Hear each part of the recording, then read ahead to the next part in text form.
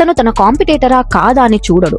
I know he's over energetic, but then తన movies కాకపోయినా సరే, ఎవరి మూవీస్ అయినా సరే ఆయన ఫ్రీగా షౌట్ అవుట్ చేస్తాడు అండ్ ప్రేస్ చేయడానికి అస్సలు హెజిటేట్ అవ్వడు.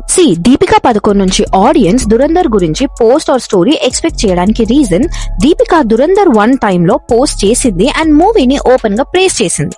బట్ నౌ దురంధర్ 1 కన్నా దురంధర్ 2 మ్యాసివ్ హిట్ అయ్యింది అండ్ అక్రాస్ ద వరల్డ్ అందరూ మూవీని ప్రేస్ చేస్తున్నారు. But people can't seem to find anything from Deepika. Why silence? And ఇప్పుడు మీరు అనొచ్చు, వాళ్ళిద్దరు వైఫ్ అండ్ హస్బెండ్ కాబట్టి దీపికా ఇంట్లో అప్రిషియేట్ చేసి ఉండొచ్చు, ఇంట్లో కంగ్రాచులేట్ చేసి ఉండొచ్చు అని. బట్ దెన్ దురంధర్ 1 టైంలో కూడా Ranveer and Deepika wife and husband and ఒకే ఇంట్లో ఉండేవాళ్ళు. అప్పుడు she choose to post a story on Dhurandhar 1. But ఇప్పుడు ఎందుకు దురంధర్ 2 టైంలో సైలెంట్ గా ఉంది? దురంధర్ 2 స్క్రీనింగ్ టైంలో కూడా ఆల్మోస్ట్ అందరూ హాల్లో ఉన్నారు. చాలా మంది వాళ్ళ పార్ట్నర్స్ తో అటెండ్ అయ్యారు.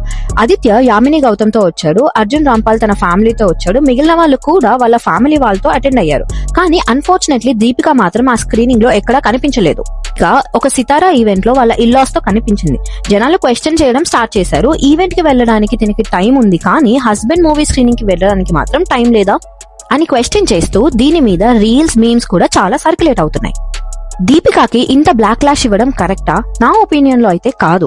ఎందుకంటే ఆమె వైఫ్, ఇంట్లో ఎప్పుడైనా కంగ్రాచులేట్ చెయ్యొచ్చు.